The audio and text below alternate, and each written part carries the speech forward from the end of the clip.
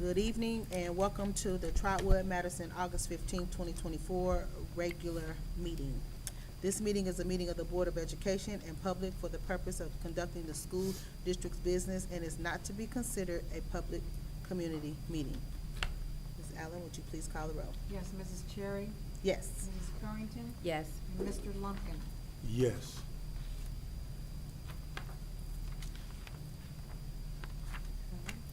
Can we stand for the Pledge of Allegiance? I pledge allegiance to the flag of the United States of America and to the republic for which it stands, one nation, under God, indivisible, with liberty and justice for all.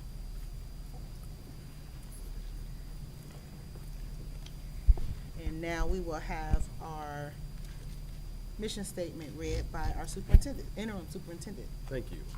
The mission of the Trotwood-Madison City Schools is to graduate all students prepared to excel in a global society with a commitment to lifelong learning by guaranteeing a challenging curriculum facilitated by an innovative and dedicated staff, community participation, and state-of-the-art resources in a stimulating atmosphere. This meeting is the meeting of the Board of Education in public for the purpose of conducting the school district's business. It is not to be considered a public community meeting. Thank you. Item D, I need a motion to adopt the agenda. I'll motion. I second. Oh, you had some Changes amendments. to the agenda. Oh, okay. Are there any changes to the agenda? Yes.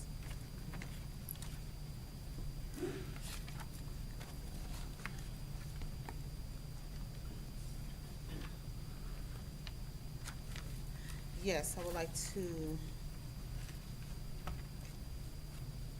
add to the board report item C. And it will be for action. Under the board report, C to board report, okay. and action will be taken. Yeah, let's read that statement.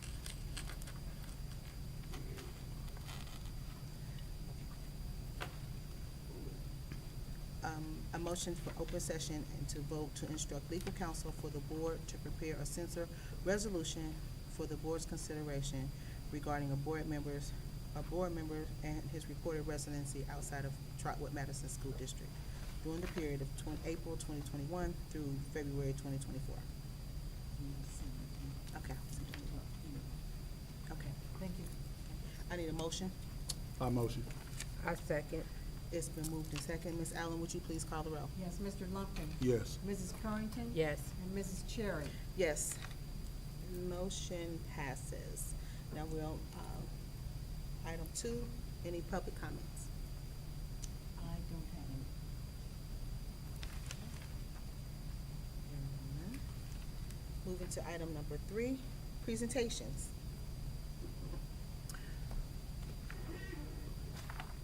Did we, The reading achievement plan? well, yeah, Yes. well, I just want to make sure I'm where I'm supposed to be. Yes, okay, sorry. So this evening, Mrs. Murdoch and her team is going to come to present a little information with regards to the district's plan to address some of the concerns with reading. We are all aware, and if we're not, just sharing, House Bill 33, which was the governor's initiative to implement the science of reading across the state. And what I wanted to do, when I wanted to make sure I share with the board, is what our district is doing with regards to this plan and how we plan to attack, reading within the district. We all kind of know where some of our scores are. We'll talk about that a little bit later as we continue to progress. But what Ms. Murdoch is going to do is going to come and talk about, her and her team, about our reading achievement plan. And I've also included on your on top of your vanilla folder just a little information about the science of reading and what it is. And you can read that at your leisure and make reference to it after you've seen the presentation this evening. And the presentation also, you all, is in board docs, so if you ever want to go back and look at it, it is attached to the presentation. All right, Ms. Murdoch? All right, thank you for having us tonight. I did want to just start with introducing my team. Presenting with me tonight are Dr. Kurt Schulte, who is our secondary coordinator, and Ms. Danielle Bird, who is our elementary coordinator. Equally involved in the work is Ashley Anderson, who is our ed tech and assessment coordinator, and Jill Adams, who takes care of grants. So we wanted to talk to you tonight about the Reading Achievement Plan and the role of that plan in implementing the science of reading and improving our reading scores. Now, I know that the science of reading has been very much in the news and very prominent, and so we just wanted to start by saying that when it's called the science of reading, it is just that. It's the science behind the reading brain. So it's not just a simple curriculum, it's the science behind how students learn to read and the instructional models that support the teaching of those skills that are needed to read. So I like this quote, Ms. Bird put this in, because it really does show that this is just the knowledge of how literacy develops. Okay, so it's that knowledge behind what you're going to do in the classroom. We'll also address what teachers will be doing in the classroom, but the science is that knowledge behind that. Ms. Bird's going to speak in a little more detail about letters training that most of our elementary teachers and administrators have had, but I wanted to note here as well that letters training is training on theory and practices. So it is training in the science of reading.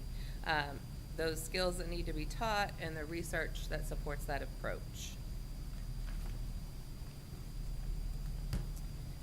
And then we just wanted to share this graphic. This is the graphic that's largely shared anytime anyone talks about the science of reading. I think the most important thing to understand in this graphic is that it's a rope for a reason, because all the strands have to be interwoven together. Okay? If either any strand or either side of the rope is weak, then skilled reading is going to be impeded. Reading comprehension is not going to be as successful. So the two main components, and we'll see a similar graphic in a few minutes, are word recognition and language comprehension. But they have to always be taught together to lead to skilled reading.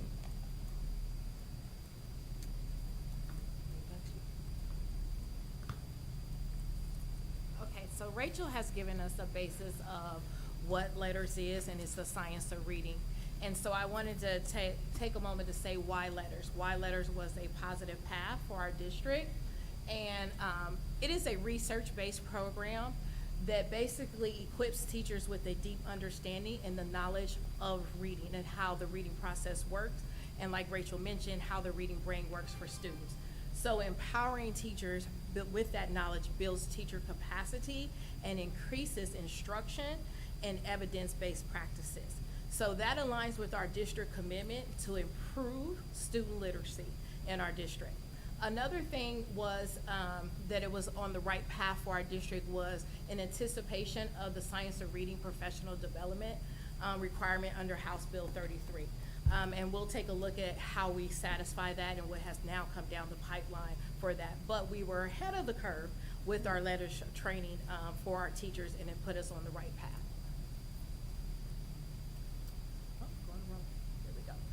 The benefits that we have seen, from the letters training is, once again, here we go with when teachers are equipped with the right knowledge and the practices, it increases students' learning opportunity. So not only are students now receiving high quality instruction from teachers, they also have high quality instructional materials. So our state now has deemed high quality instructional material that must be based on the science of reading. For our district, once again, we were on the path with that with the selection of Wonders material, which is our reading material for K-5. That is on the state's approved list of high quality instructional materials, along with Reading Horizons. which is a K-5 program, and there are very few programs that are, go past third grade, of foundational supports. Foundational support are the teaching of early literacy skills of how students learn. So now with Reading Horizon was one of our implementations we did last year of pushing it past third grade and into the 4 or 5 buildings. That gave teachers an alignment of the same curriculum along with the Wonders to use to empower teachers with a skill and a curriculum of how to teach reading for students. The science of reading required courses by the states are listed in these pathways. For our district, we have satisfied this pretty much with our K-5 teachers with the letters training. So primarily in our district, the teachers who will be taking it are either new to the district or our secondary teachers, but most of our K-5 teachers who have been here, they have already satisfied these requirements.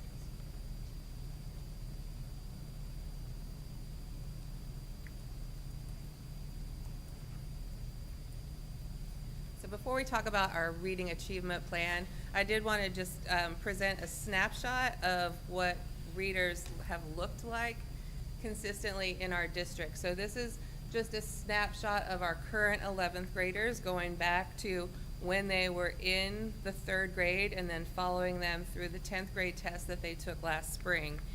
And you will see that obviously we have some dips, we have some losses, and then we have some growth, and we're not getting back even to where students started in the 3rd grade. Now, I will say that the reading is a problem in Trotwood. It's also a problem in Ohio. That's where the Read Ohio initiative comes from. It's a problem in the nation, okay? But our students are even below those averages, and we know that that is not acceptable. So as we look at this pattern of gains and loss, our goal is to reduce, of course, the losses, maximize the gains, so that we start to get them above and beyond those yellow and green lines. Now, at the yellow line, they're at 50% proficient, and that's where we would have 2 stars on our report card. At the green line, they're at 70% proficient, where we would have 3 stars on the report card.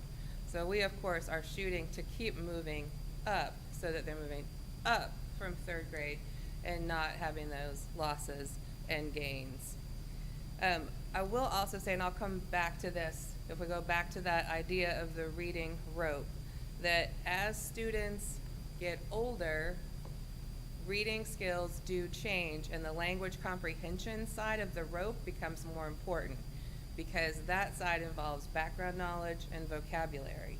So even readers who have fairly good skills on the other side of the rope will struggle if they don't have the background knowledge to understand the text that's in front of them. And there are many studies that play that out. So when we see that dip when they get to 7th and 8th grade, there's not a 6th grade score for this class because that was the pandemic year. When we see that dip, we see that statewide, okay? But we started lower, so we're falling lower. So we'll address that in a little more detail in a few minutes. So now we're going to take a brief look at the reading achievement plan that Rachel mentioned. And a reading achievement plan is a plan that is a strategic plan to improve literacy with students. It's a plan that can be required by the state for grades K through 3 in the district. The criteria, requiring criteria for that plan is a district for 2 consecutive years has less than 3 stars for early literacy. Again, that's K through 3. And then on the report card, and then also 51% or less of students in the district scoring below proficient in the OST for 3rd grade, excuse me. So we met that requirement for our district. Those are the 2 criteria. So we had to create a reading achievement plan. And in our district, we decided not to do the plan just for K3, but to do the plan for K-12. And we're going to kind of look at some more data and the data that Rachel mentioned, because we have a reading problem throughout our district. So we did not limit it to K3 because we know we need to address students' needs beyond 3rd grade. When you're creating the plan, some of the things that you have to look at that are key, they're required in the plan is how will you build teacher capacity, right? So we're already on the right path with the letters training of how we're going to build that. Then we're going to look at, you have to create an action plan that is evidence-based, and we're gonna look at some of the components that we did for that. And then you have to do a data analysis. You have to do analysis of your data to see what your strengths and weaknesses are, and basically kind of do some input and output of how you got here too, some other contributing factors to this data. So when we did our data analysis, we thought that was the important point to highlight from the reading achievement plan. What we did find was, one, that once students leave kindergarten starting in first grade, from fall to fall, it seems like they're not sustaining success there. And if we highlight the last bullet point of K through 10, benchmark data indicates from fall to fall, from 1 year to the next, student scores decrease significantly. What that means is we're on a constant decline from the time we leave kindergarten. And our students are, as Rachel showed you in the data, they're not getting back up there. And so we have to address that. And then to tie into the fact of why did we go beyond third grade, right, for this reading achievement plan? And then also, why is the science of reading and training going beyond third grade, right? Because everyone thinks you learn how to read in primary. But if we look here at our SAT scores for the last for year 22 and 23, the average score was 412 in 22, 406 in 23 in reading. That puts us in the range of the 9th and the 12th percentile. The remediation free score for SAT is 480. And then if we look at our ACT for 24, the average score was 13.4 for our students. That puts us in the 19th percentile. The remediation free score for ACT on reading is 18. So what that tells us is our students are not ready to compete academically at the next level. So we have to address our students reading beyond third grade. Those action steps that I mentioned, we broke it down into what will happen this last school year and what we're planning this school year. And some of those X's you will see in both categories because we're continuing the plan. These were things that were also placed in our reading achievement plan as well when we have to build out those action steps. One of the ones I want to take a look at is district focus on writing in response to text. We're going to explore that one a little bit more in detail later on in the presentation. The other one is that we have instructional coaches and reading specialists in our district. And one of the things that we're working really hard on is the train module, where our instructional coaches are trained and they can continue professional development ongoing with teachers in the building. This also will help align district initiatives across the 3 buildings in K-5. And then also at the middle school and the high school, because they do have instructional coaches. But then the K-5, they also have the reading specialists as well. I already talked about the Reading Horizons. We also have a state-assigned reading coach, and we received that reading coach because of our early literacy scores. Well, thank you for the help. So what we did was we took Madison Park. Last year we placed that person at Madison Park. Well, as we know, our Madison Park principal moved as well as our instructional coach from Madison Park. So we moved that reading coach, state-assigned reading coach, with Tammy down to Madison Park. And our thinking behind that was, let's put her at the Early Literacy Center where reading really begins. So now the Early Literacy Center has 2 instructional coaches and a reading specialist there. And so she will be able to really help enforce some of what the state is doing and keep us abreast with that, and then our reading initiatives that we are carrying out here in the district. All right, so now we're going to take a look at our writing initiative that I spoke about in the action plan. So why did we choose reading? One of the big components is 1/3 or 1/4 of the points that students are graded on the OST come from the writing component. And that's really that's a very significant part.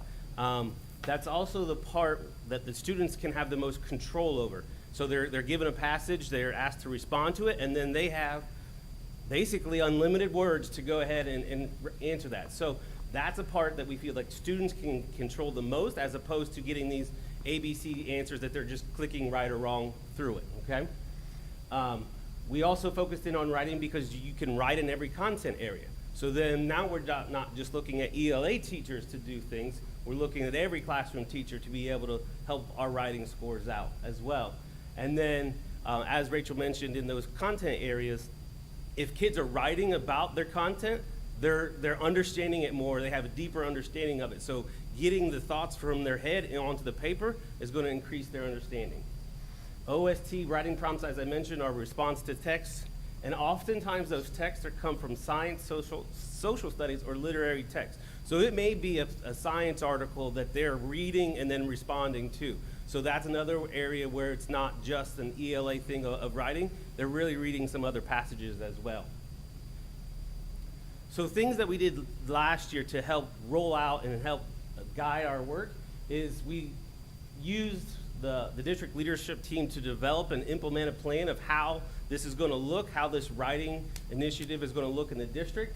One thing that came up was graphic organizers. So we wanted to utilize graphic organizers, even though they can't use them on the test, but if they get familiar enough with them, they can recreate them on the scratch paper that they're provided, and then translate what they've been doing in the classroom all year, then onto the test.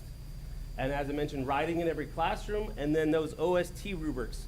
So the state releases the rubric that students are graded upon on that writing component. So making sure that teachers are using that same rubric when they're judging students' writing, that way the kids are seeing things consistently. Teachers are then knowing specifically what components the state is grading them on. And then we also implement benchmark assessments. So those are basically practice OST tests. We did it twice throughout the year. And those writing responses allowed for, so as the kids completed that test, we could actually see what the students wrote, and it would give you a score of what that score or what that writing response would have been on the actual OST. So then we can use that as a teaching tool, because you could say, okay, this kid got a 6, what did he or she write? This kid got a 3, what did he or she do on it? And then what components can we add to get those scores elevated up? And that's part of that increasing that point value. You know, as you're looking at it, you can easily see why they got the score that they did, because it was a practice test, and then being able to analyze that student work. So that part was really beneficial for teachers to be even to say, oh, that's how a score of a 6 looks like, or this is why a kid maybe got a 0, something along those lines. So it was very insightful.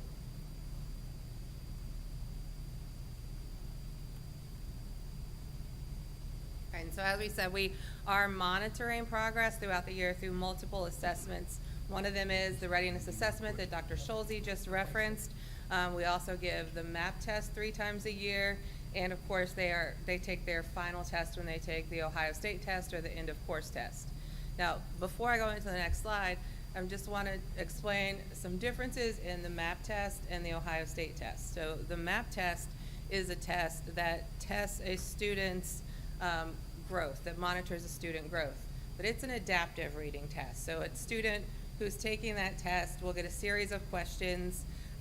If the student's getting a lot of the questions wrong, the test will adapt and the questions become easier.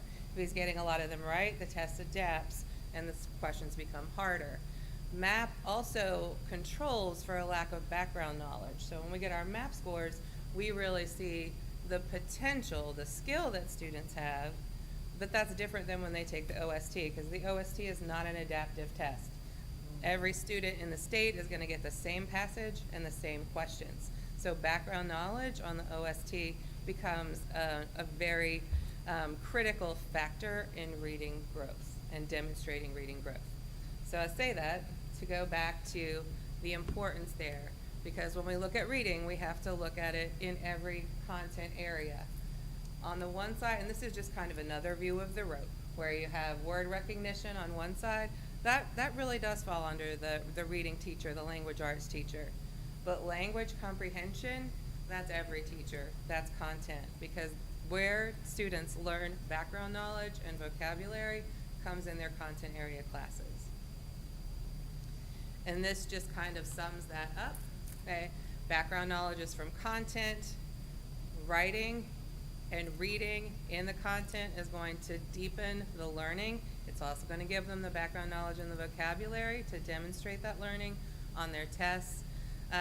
And we know that writing, which slows your thinking, because we are really talking about handwriting here. Like when students are handwriting, their thinking is slowing down, which means they're organizing their thoughts, okay?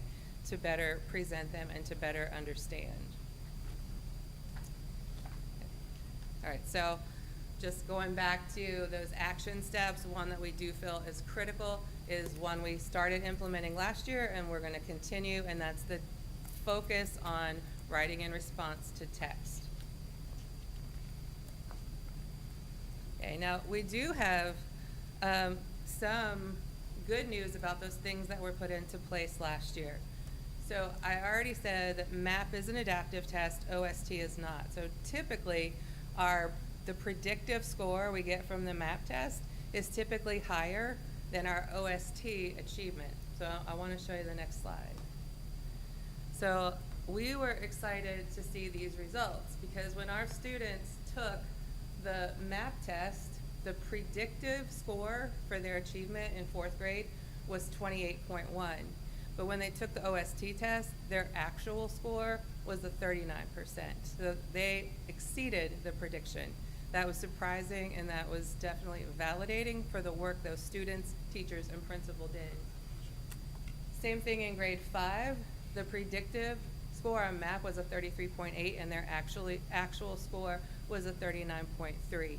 So they are doing what we know they can do and defying a prediction and really showing their ability to grow in reading. So that is going to take me back to some data we started with. So the class of 2026, the current 11th graders, you see those losses and gains. But when we look at the class of 2031, and I should have updated that, these children are now 6th graders, they were in the high 30th percentile as 3rd graders. They had a big dip in 4th, but then they had a huge increase this year. And then our 4th graders, who are now 5th graders, class of 2032 went from 38% in 3rd grade to 39% in 4th. Okay. We want it to be even higher, but we're seeing this as progress. So if we look at the 3 of those together, what we hope is that as we continue to put these action steps in place, is that we will see the trajectory continue to change and go up, okay, and try and eliminate those dips. We'll do that by implementing core curriculum through the understanding of the science of reading and through these additional steps. So that is our plan. Any questions?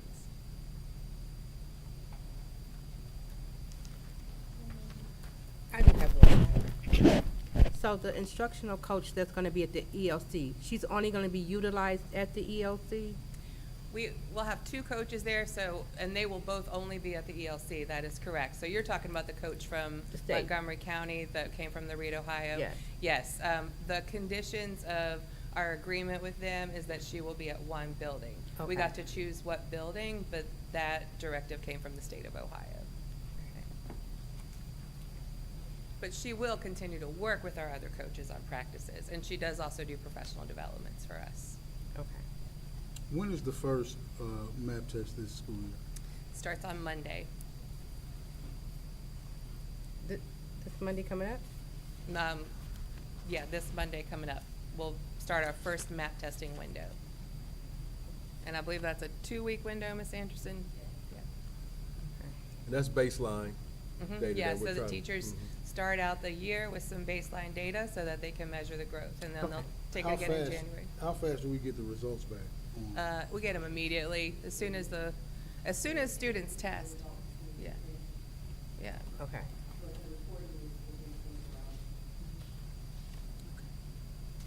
Okay.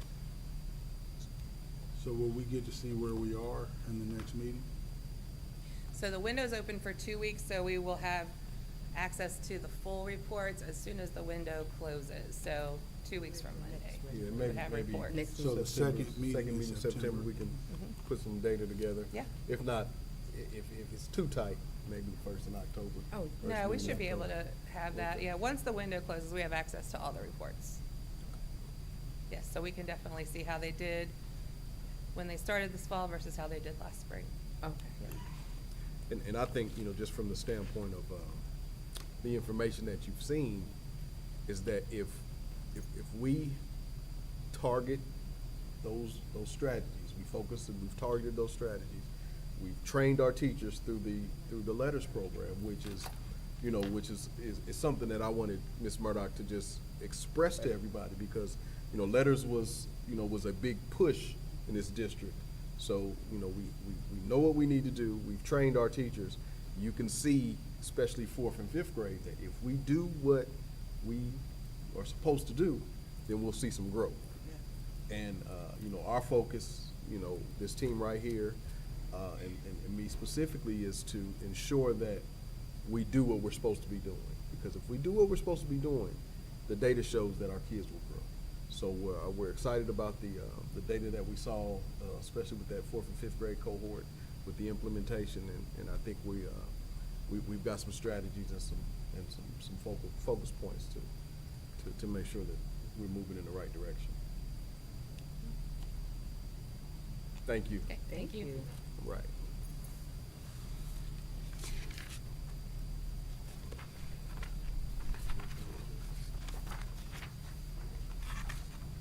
Good presentation. Thank you. Next on our agenda is item number 4, which is board report.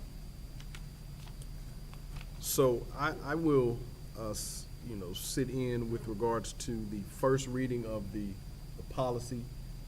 The policies need to be reviewed by the board 2 times, so this is the initial reading.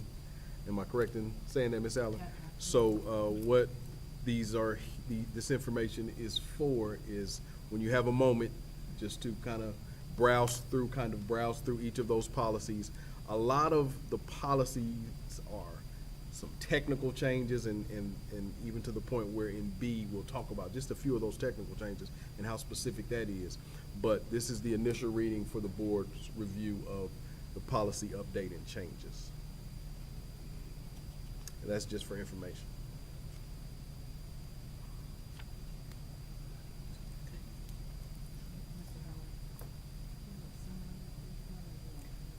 I don't have the summary, but I think they can go in on board docs and click each one and take a look at them. Did Ms. Potter leave? Yeah.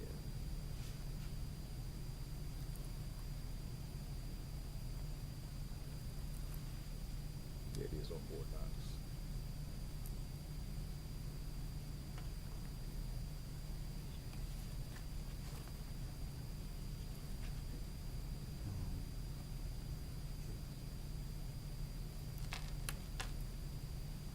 That's all for that one. And if you go in on board docs, you can click each policy, and then you can just kind of review each one of those. And again, sometimes it's just a change. Like if you look at the first one, the change is in the bylaw and it's highlighted, and it just moves from the vice president of the Board of Education to board officers. Those are the small changes sometimes that have to be updated.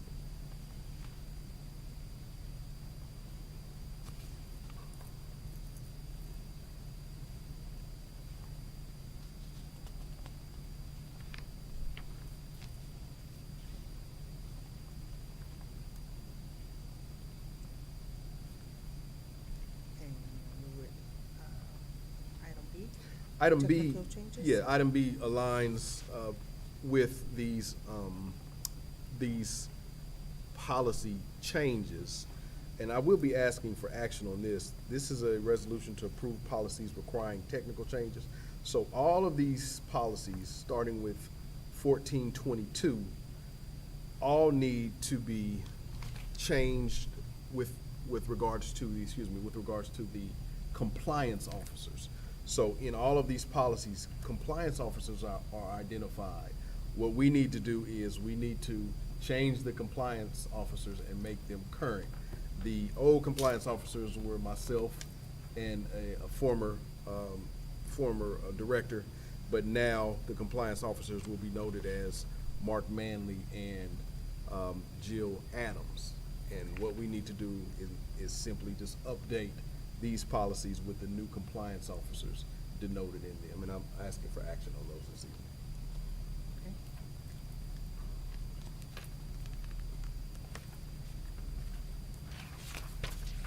And that's gonna be the same on each one of these Yes, documents? same on each one. The compliance officers are denoted in each one of those, policy.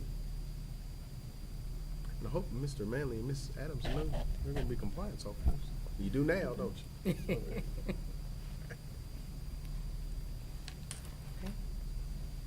It is standard for HR to be compliance officers.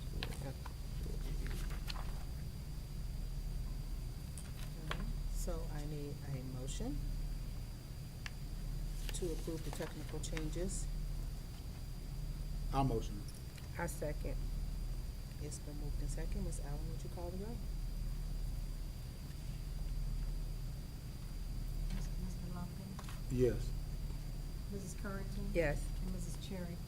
Yes. We had a policy meeting, a couple of months ago. Are those changes reflected in what's being presented today? The first. In the information? Yes, yes, 4A, yes. Those are the ones that we went over before. And Mr. Lover, we had thought that they had been presented, and we went back and noticed that they had not been presented to the board, and that's why they're showing up. So those are all those policies that we talked about two months ago, I think, are the ones in 4A, under 42.2. And what I will do is, as I now sit, on this policy committee, is I will probably put together a smaller little summary just to, highlight the changes. Yeah, there were some pretty important changes in those policies, especially with regard to teacher tenure. That there was some language that we had that we were having reviewed just Okay. because of some things with collective bargaining that we need to make sure that those updates are. Those are addressed? Yes. Okay. Noted. And I'll make sure I review those relative to those statements with HR and work our way through that. But again, this is the first reading, so if we take a look at them and we see some things that are, that we need to address, we'll bring them back.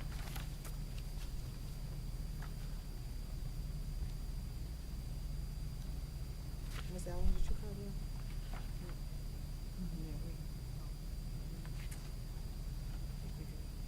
Yeah, I think you did. Okay. On to board report item C. I'm sorry. Can we just call? We already voted on it. I just asked questions. Yeah, he had a question. Oh, yes. I did things in the improper way of asking the question after I voted. So, I just yeah. wanna make sure. I didn't push the button before you said yes. I think we did that. Okay. So that brings us to the board report item C, which was the change in the agenda. And so I need to make a motion to instruct legal counsel for the board to prepare a censure resolution for the board's consideration regarding a board member and his reported residency outside the Trotwood-Madison School District during the period of April 2021 through February 2024.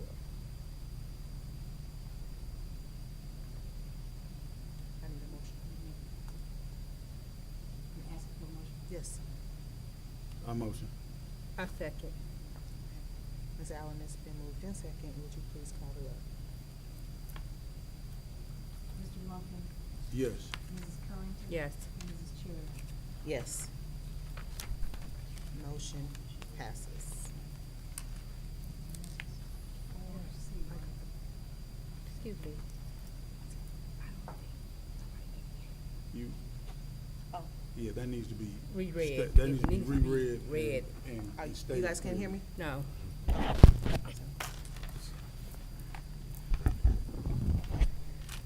You all didn't say anything. They did, that's why. They we- did. They Oh. did, that's why we, I kept saying she reading it so quietly, I but you thought said it yes was you saying loud. it. Okay. So, I need a motion to instruct legal counsel for the board to prepare a censor resolution for consideration of a board member and his reported residency outside the Trotwood-Madison School District during the period of April 2021 through February 2024. I motion. I second. It's been moved in second. Ms. Allen, would you please call the roll? Yes. Sorry. Mr. Lumpkin, Yes. Mrs. Currington, Yes. and Mrs. Cherry. Yes, motion passes to instruct legal counsel for the board to prepare the censor resolution.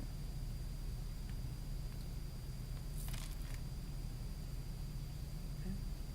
That brings us to item 5 on the agenda, which is the consent agenda. And action, approval of the school resources officers contract for school year 2025. Can we do both of them? Okay. And B, approval of the Trotwood-Madison High School athletic budget for 2025. I need a motion. I motion that we approve the resource officer for contract school year 2025. And item B, approval of the Trotwood-Madison High School athletic band budget for school year 25. I second.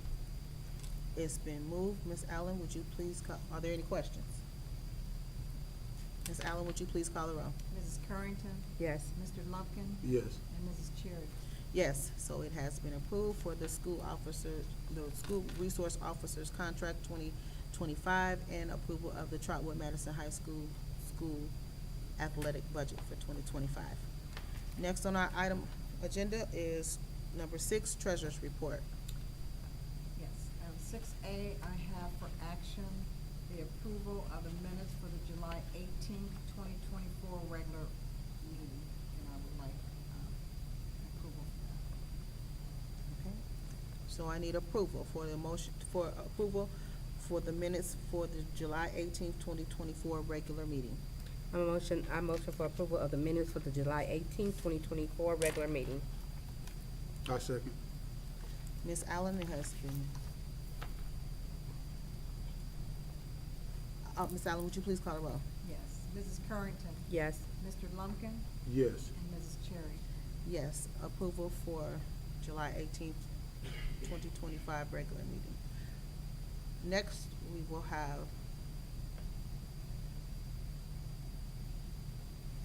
our treasurer's report, for financial treasury report. So on 6B, I'm asking for action. We did not have a finance committee meeting this evening, but I do have 3 reports that I'd like for the board to approve. The first one is the cash reconciliation report for the month of July. Our bank balance indicated an amount of $4,402,101.31. The investment balances total $31,691,793.07, with the outstanding checks and the adjustments that adjusted our bank balance to $30,210,292.44. That does match exactly to what is on our financial system. The second report for the month of July is, we call it our spending plan summary, and it gives you actuals for the month of July as well as fiscal year-to-date actuals for the month of July. The first month of the fiscal year, your monthly actuals and your fiscal year-to-date actuals will always be the same. And so we have for our revenue for the month of July was $3.4 million.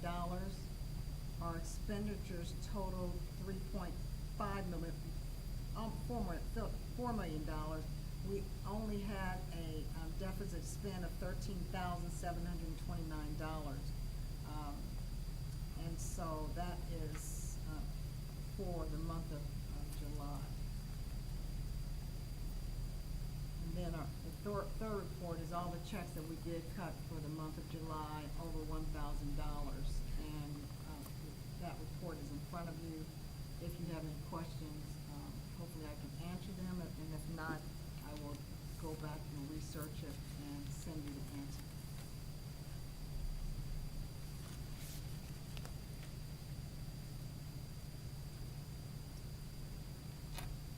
Are there any questions in reference to the checks?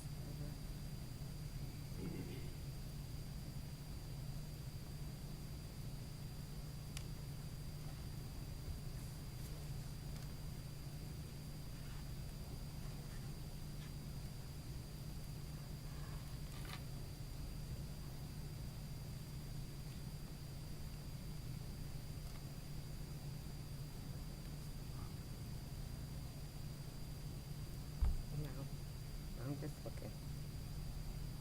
At this time, there are no questions, but if you do have any questions, feel free to contact Mrs. Allen via email. So, I need a motion to approve the July 2024 financial reports. I motion. I second. It's been moved in second. Ms. Allen, would you please call the roll? Mr. Lumpkin, Yes. Mrs. Carrington, Yes. and Mrs. Cherry. Yes, motion passes for the approval of the July 2024 financial reports. Next on the agenda is the superintendent's report. Thank you. I do have a few items this evening, 3 of them for information and 1 for action. The first is the approval of out-of-state field trips. On the board docs attachments, you will see 3 letters from Mrs. Murdoch via the band director, Mr. Bean. I'm asking for the board to review that and then vote, of course, on our next meeting with regards to a trip to Frankfort, Kentucky, a band out-of-state field trip to Indianapolis, Indiana, and then a accumulating field trip to New Orleans, Louisiana. The policy states that anytime we send students out of state or overnight, that the board needs to do that, and we ask for 30 days ahead of time. So we're presenting those for your review this evening. The Frankfort, Indiana and Indianapolis, Indiana trip, Frankfort, Kentucky and Indianapolis, Indiana trip will be to via school buses. We will use our district transportation. And then the New Orleans trip will be fundraised from the band for charter buses.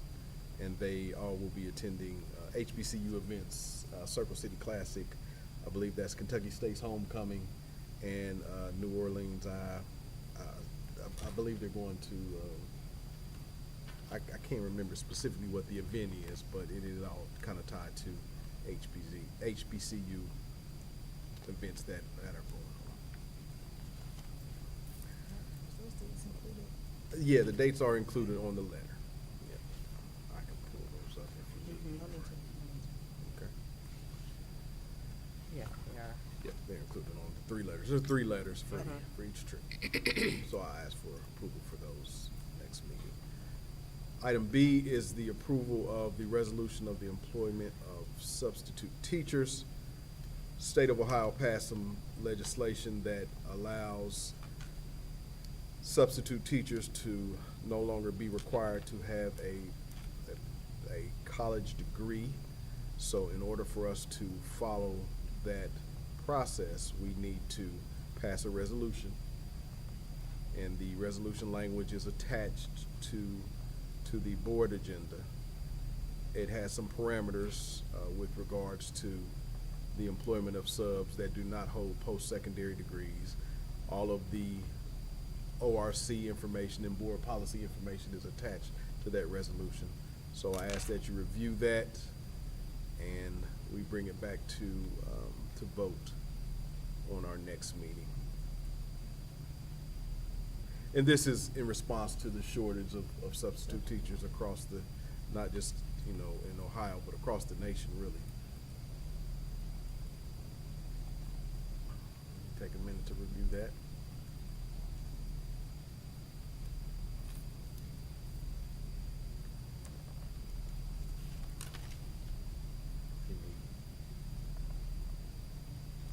Item C is for information as well this evening. This is the contract for the Head Start school-based partnership.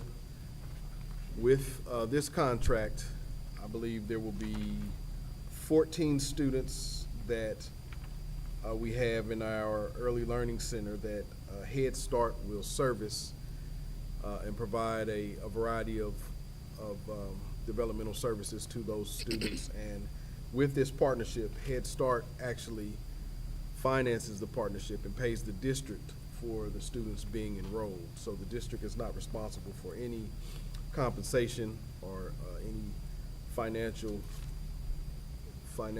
commitment other than what is, I'm trying to pull the contract up here, what is stated, which is none on our end actually. And working through Head Start and Montgomery Miami Valley Child Development Center, all of the services that Head Start will provide are listed with those 14 identified students. And at $438 per month, Head Start will pay the district, supplement the district with that to, with us allowing them to support those students. And what I'm asking for is for you guys to review that and then action on that on the next meeting.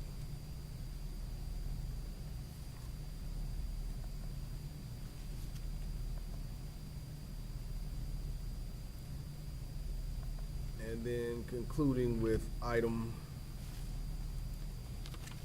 what item is that? The personnel agenda, concluding with item D. The personnel agenda. And I am asking for action on the personnel agenda this evening. It's short.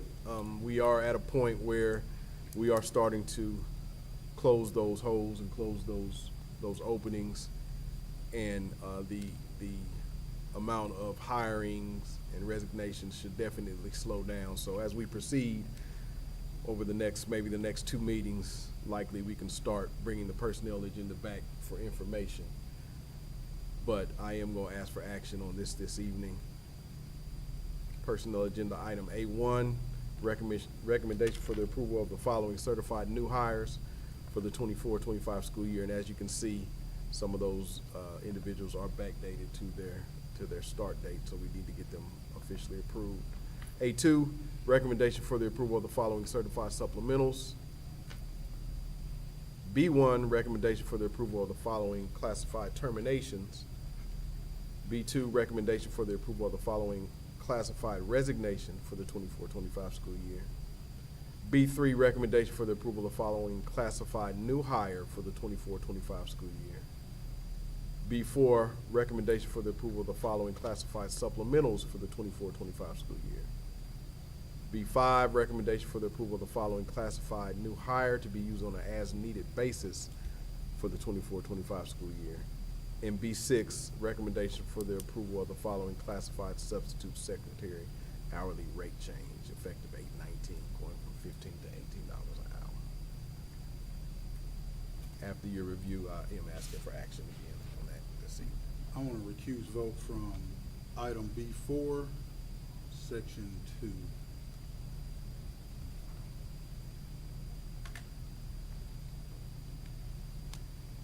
Kim just amended to take that one, just that one off, to vote on everything else. Because you can't vote, then you don't really have, we didn't have a, you know. Ms. Allen, did you hear that question? Yeah. No, I didn't. I think it would be better just to remove, the item, instead of him recusing himself, because if he does that, then we wouldn't have a quorum to vote. It would just be fine, Ms. Jerry and I. I think we had this last time, if I remember correctly. You can still vote if he recuses himself, he's he's not voting for himself. So we should But just you remove would that, not- it'd be better yeah, just remove yes, that item. exactly. That's And what I then meant. you, I stated that wrong. So on that, I'm just recusing from that item. and then we Item would have to B4. bring him back next time when we have a full, when we Yes. have a quorum. We'd have to remove that. Yeah. So the vote will say everything included with the exception Okay. of Aaron Lumpkin under B4. Is that what you're saying? Mhm. No, I- Currington? Yeah. Under B Yeah. four, number two. B4 He's, number he's two. 2. Thank you. And I'm pretty certain, and I'll verify this with Mr. Manley, that as long as the individual has passed their background check, that he can participate, and then we'll just bring it back and then put. Did he pass his background check? That's questionable. That's questionable. But he can, I don't know about Trotwood-Madison, but he can participate, and then we'll just backdate it to his start date for that.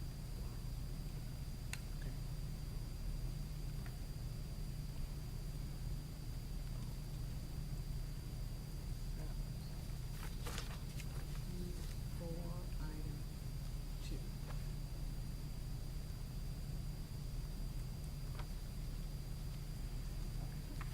So is that all? Yes. So I need a motion, to approve the personnel agenda with the exception of Mr. Aaron Lumpkin under B four, item two. item number 2. A motion that we approve I motion that we approve the recommendation for the Personnel. personnel agenda, items A in its entirety with the exclusion of item 4B.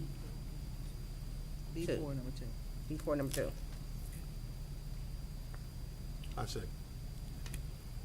All right, Ms. Allen, it's been properly moved. Would you please call the roll? Mrs. Currington? Yes. Mr. Lumpkin? Yes. And Mrs. Cherry? Yes.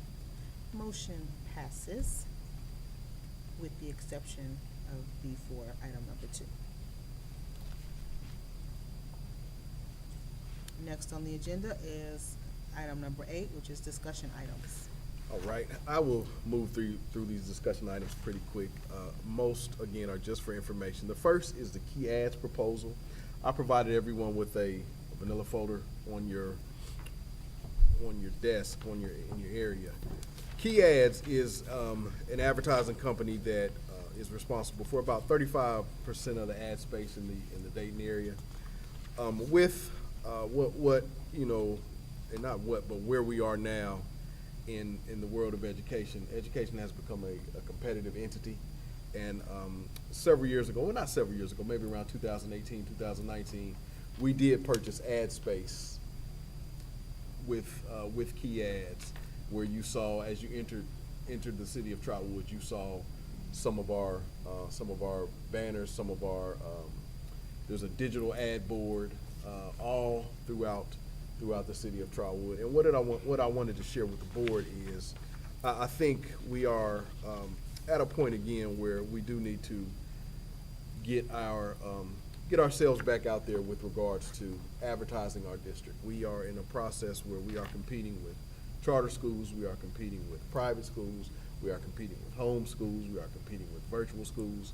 So working with Key Ads and Allerton Hill, coming up with a dedicated marketing strategy to ensure that we do have a presence and a footprint with regards to coming into our community. The digital ad board on 49 as you come in, right up by Meadowbrook, would be one of the centrally located ads, along with the large ad on 35 that we used to have. And what I wanted to do is just kind of share with you what a proposal like that looks like. There's a couple options. The prices are still kind of negotiable, but I think it's important as people come into our city, they know Trotwood-Madison City Schools is here. And I wanted the board to get kind of a look at what that looks like. And also I provided a list of the locations where we had these boards up until 2022 when we stopped this contract. So these are all the specific locations. Junior posters are the smaller boards that you kind of see like when you're on Wolf Creek Pike, and then of course the digital ad board, and then the large ad boards that you see on 35. but I share this again. We have to market ourselves to the community at large. We are in competition for students, and you know, our focus is learning, our focus is instruction, our focus is achievement, but at the same time, we have to have a specific strategy to ensure that, you know, from the business standpoint, we are getting students, because as you can see, every time you turn on the radio or you watch TV or you drive down the street, you see other districts, other schools are advertising, because money is out there for these kids and it follows the students where they go. So it's important that we start developing our own strategy with regards to that, and I think key ads would be a start. Any questions on that? Okay. Well, so it will be starting August 19th? Well, that is the proposal. Okay. That's the proposal. So I'm gonna go back and I'm gonna talk to the key ads guy. I'm gonna try to get that price down a little bit, and we're gonna work to, you know, get it started at that point. But I wanna work to see if I can get that, cause he did say the price was a little negotiable. There was some movement on that. So, if I can get that price down a little bit, and then work with Allison Hill, because what we talked about is surveying the community a little bit to see what our focus points would be. What is in our posters, the content of our posters reflect, if we wanna highlight our robotics program, or if we wanna highlight our STEM programs, which robotics kinda aligns with that, but what is important to the community so we can develop a full-fledged advertising and marketing strategy. So we just don't have things up there that don't mean, you know, anything to what our focus is. That they're not relative to what our focus is on how we're trying to bring kids in. We have this to offer. We have this to offer. And those are, you know, some of the points that we're trying to address. Again, if you have any questions on that, feel free to email me. So, okay. Got some questions? Go ahead. Okay. The next one is B, which is a list of approved community partners, and this list, most of this list was approved in 2018 under a prior superintendent, and it's updated annually. And why I'm sharing this with you is I want the board to just have a real sense and understanding of the group of individuals, well, not just individuals, but the group of partners, whether it be a company, corporation, the city of Trotwood, that we work with. And because these people, this list of folks have been identified as community partners, there are some benefits that we do provide them through the partnership. One being having the ability to advertise events, a variety of different things through our communication platform, most specifically being Parent Square.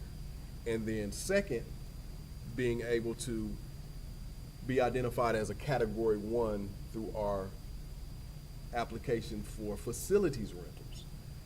Often, and you'll see, the longer that you are, you know, sitting up here on these seats, you'll have some individuals come to you and say, hey, we want to use the gym and they won't let us use the gym, or they want to charge us this. So what I've done is I provided a list of community partners that have been approved and updated. These are the individuals that have been identified as, okay, you're a Category 1, you are doing things that are in the benefit of the students and the families here in Trotwood. So you can be identified as a Category 1 and receive either a fee waiver or a reduced cost with regards to facility rentals, or you can advertise your event. Goodwill Easter Seals has an event coming up in the next couple of weeks, a block party. So Mr. Glover will send me that, and because they are a community partner, I can send that out through Parent Square, and I can advertise that through Parent Square. What happens is someone will come to our building and say, hey, we got this event going on. Can you advertise this with the kids? Well, they have to go through a completely different process. We have a permission to distribute, and then with that form, when they fill that out, what that gives them is the right to bring flyers to the building. It doesn't give them the right for us to advertise on Parent Square, because people come up to us all the time and say, hey, can you advertise this to the kids? And it has to be aligned with the mission and the vision of the school district. So these community partners, this list of community partners, and as you can see, it's all a relative list, are a group of folks that, that have been identified that are aligning with the mission of the district. So we don't have any issue with, advertising something from the Montgomery County Library or the Trotwood Rams Northwest Track Club is kind of defunct at this point, but the Chamber of Commerce. These are the type of individuals that we encourage to send us stuff, and then we shoot out through Parent Square. But on the other end, some of these other entities that want to advertise, they have to fill out an application, then we review it in operations, and then if they do pass that checklist, then they bring flyers to the district, and then we will pass out the flyers at the buildings. But our Parent Square platform is specific to this group of individuals. Because it's easy. People think, you got 2,600 kids, we can get all of our information out to them, and it just doesn't work like that. And all of the policies that are aligned to that are included as well. All right, so you can take a look at that. And then last, Ms. Cherry and I were talking a little bit with regards to the new House Bill 250, which details the cell phones and what each school district should have in policy on how they deal with cell phones. We have a strong policy that was last updated in 2017, I believe, which reflects everything that is in the House bill. And if you didn't get a chance to see Mr. Gibson on WHIO, I think maybe 3 or 4 days ago, he was talking about our cell phone policy. So I wanted to make sure that the board was aware that House Bill 250 is out there. We already have a policy in place that addresses cell phones and the students' inability to use cell phones during the school day. It talks about some of the consequences with regards to if they get caught with the cell phones. So all of the requirements for House Bill 250 are already addressed in our policy. So I've included what House Bill 250 is, and I've also included our policy, so you can review our policy and see how it relates to the expectations for that. And that's all I have as far as updates are concerned. Now, I know I kill a lot of trees, but I want to make sure you have the information. I'll talk about that a lot. Okay. Yeah, at the end.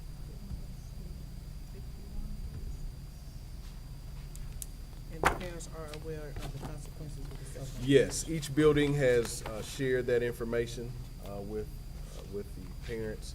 And then likely on Friday or Monday, I'm going to send out a Parent Square to all the parents, making reference to House Bill 250 and reminding them about the importance of either keeping the students either keeping their cell phones away, using the yonder pouches that we have at the high school, middle school, and Westbrook Village, or just not bringing them at all.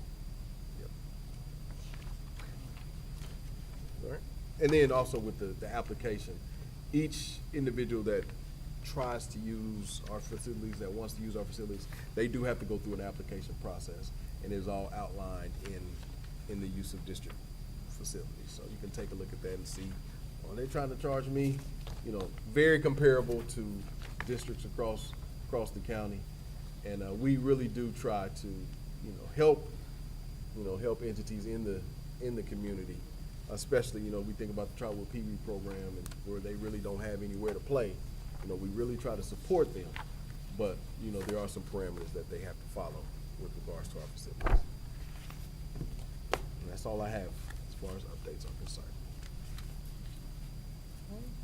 All right. I know that Thank you was a so lot. very much. No problem. For that detailed information. Are there any questions?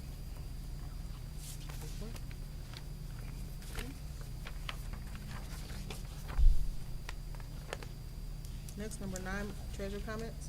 Yes, I wanted to bring to your attention, in front of you, you have a hard copy of my August treasurer's update. I also sent you an email today, and I also attached it to the board docs under your executive tab. I just wanted to highlight a couple things that's been going on in my area. I'm really excited, well, tomorrow I have been asked to do a presentation in Columbus, and I've done it for, I think, 4 or 5 years. They keep asking me to come back, so I guess I don't do too bad a job. But the title is Excess and Catastrophic Costs, so I will be in Columbus all day tomorrow, doing that presentation to the Ohio Association of School Business Officials. They do have 92 registrants for that, so it's going to be a very high attended presentation. The other thing is, I'm really excited about, last Friday, for the first time, we started emailing the direct deposit notices. Before, they had to go on a kiosk, log into a kiosk. Now they don't have to do that. And so next Friday, it'll pop up on their Trotwood email. This past Friday, it all went to spam, but they had to go into the spam and then say this is not spam. So from now on, and for me, and it helps me because I don't have to log on to another platform. You can just look at it. They can look at that. So I just like that. We're trying to embrace technology as much as we can. The other thing I wanted to let the board know that the FY24 audit has begun. It started last month, and they will be on site on September 30th. So I wanted to let you know that. And then if you look at the bottom, you can see some upcoming meetings and events that I have to participate in. So that, I just wanted to let you know those. And then there was another thing on the payroll verification today. We have been doing that for the last 2.5 days. Our first big payroll is next Friday, and that affects probably 90% of all of our employees. And we went line by line by line, checking every single thing, everyone's account codes, everyone's pay calendars, everyone's biweekly salary notices. So of course, we're not, I would love to say we're 100%. Hopefully we got 100%, but we went through the process. The majority, my department and human resources, and then Jill Adams assisted us the last couple of days. So I just wanted to let you guys know that we're still trying to make sure that we spend our citizens' money to the best that we can. And we're being as transparent as we can. Those are the things I wanted to share with you tonight. And that's all I had today. Anyone have any questions for me today? Thank you, Ms. Allen. Now we'll move to item 10, Superintendent. I just have a few. Thank you, Madam President. Great first week so far. It's still Thursday. We got one more day to go, but I think we've gotten off to a really good start. I came back in town on Tuesday and visited all the buildings and had an opportunity to speak to all the principals, speak to a lot of kids. Kids were excited. Kids were ready to be back. It was very exciting and enlightening to see how through the summer, through some of the changes that we had, how focused and determined our staff was to ensure that our kids had a great start. We are looking forward to really pushing forward some of the things that Mrs. Murdoch was detailing her and her team today, because we think we can make some gains. And if we do what we know has been proven, what the data shows is effective, and the fact that we've trained our staff, we really think that we're moving in the right direction. Now, it's going to be up to us to ensure that all of that takes place and all of that happens, but I think we're in a good place as far as the first few days of school. A couple things just for your collection. I know your collection with paper is starting to get thick with me, but the first fall newsletter, worked with Allerton Hill to put together a newsletter. You open it up, there's a really nice picture of the Board of Education in the middle. Just a lot of information with regards to some of the things that were going on the last school year. And then I believe that this will be once a quarter. I'm gonna work with Allerton Hill to see if that's where we're gonna stay, if we're gonna be consistent with that. Once again, my goofy face is on the cover. you know, Allerton here, I told them, you know, I'm tired of seeing my face. We need to start seeing kids' faces on these things. So we're really going to ensure that we focus on a lot of the good things that are going on in Trotwood. And this was sent to every resident, verified resident in the district. And last, Mrs. Harden and the Rising Rams of Westbrook Village made the front page of the Dayton Daily News. You got a copy of that. Great opening day again, as I stated, but right up under that, there's a national story with regards to cell phones and the ban on cell phones. So we're aligned to what's going on through our policy. Excited about the school year, and that's all I had. Quick update. Thank you, Mr. Howard. You're welcome. Moving to item number 11, board comments. Ms. Currington? I just have a few. I want to say, thank you again for everybody to come out these late nights and attend the board meetings. I appreciate it. This is all for the district and our students to make sure that they're better prepared for their future. Ms. Murdoch, I would like to thank you, Dr. Schultz, Ms. Bird, Ms. Anderson, and Ms. Adams. You always do an excellent job with your presentations. I am a visual learner, so I like to see things in writing, bulletin, print. I'm excited, and I'm confident that we are going to turn the district around and that our kids will be able to compete with everyone else. I have 2 daughters that graduated from Trotwood who went on to college and are doing amazing, so I know what this district can do. I'm so excited about the back to school bash. I had an amazing time. If that was the kickoff for the school year, it's only going up from here. I danced with teachers, laughed with parents and students, ate a little Italian ice. It was amazing.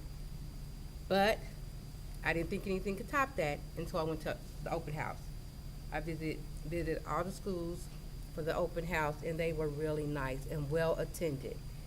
And I got to give kudos to one department, transportation.